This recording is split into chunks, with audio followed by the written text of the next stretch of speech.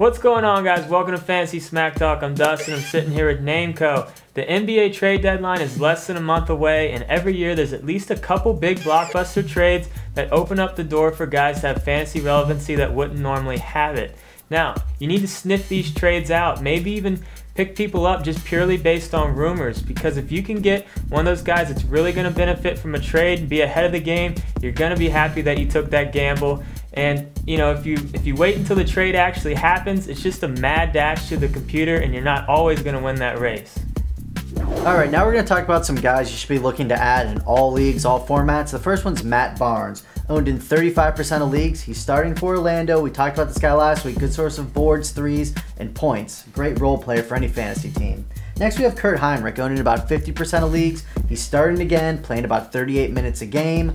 So therefore, you're going to get some assists and points out of him. Next, we got Randy Foye, still only owned in 75% of leagues. He's by far benefiting the most from Gilbert Arenas being out of the picture. And last guy I want to talk about for must-adds is Nate Robinson. This goes back to what we were saying with the trades coming up. He's going to be one of the biggest names thrown around with all the trade rumors. And if he lands in the right situation, he could easily be a top 30 player after the All-Star break. Alright, now let's take a look at some guys you should be looking at in deeper leagues. We start with Robin Lopez. He's starting now. He's only owned in about 25% of leagues. We're not sure if he's going to hold on to that starting gig, but the fact that they're giving him the minutes in the starting job makes us think that he could get consistent minutes moving forward. Next, we got Mike Miller, only owned in 45% of leagues right now. He's healthy again. The Wizards are going to need someone to produce out there, so look for Mike Miller to get a lot of minutes out there. Moving down, we got Chris Humphries, only owned in 10% of leagues. He's played almost 30 minutes each of the last two games and had a good stat line in each of those games. We're not totally sure, but keep an eye on him. If he continues to play this many minutes, he's going to be worth an add. And the last guy on my list is George Hill, only owned in 10% of leagues.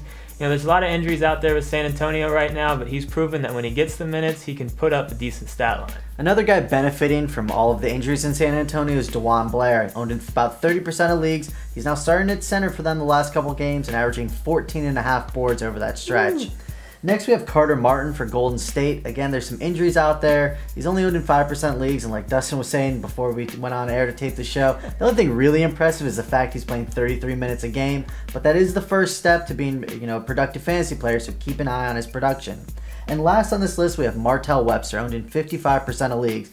He's been playing great. Now there is also some injuries in Portland, but he is the starting two guard, and he's been to have double-digit points in the last 9 games, and also over that span he's averaging 3 3-pointers a game. So that's it for this week's show. As always, get into those forums, ask us any questions you have. I'm Dustin, this is Brent. We'll see you next week.